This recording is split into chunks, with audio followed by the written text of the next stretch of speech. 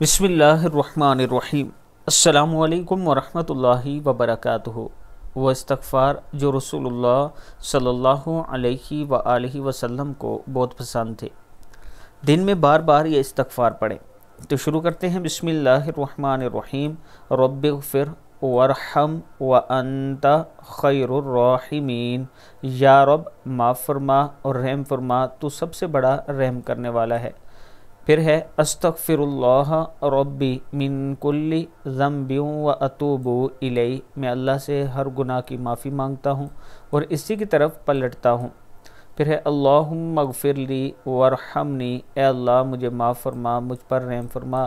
अल्लाहुम्मा इन्नका अफ़ुव्वुन तुहिब्बुल अफ़्व फ़अफ़ु अन्नी। ए अल्लाह बेशक तू माफ़ करने वाला, माफ़ी को पसंद करता है, इसलिए मुझे माफ़ फरमा।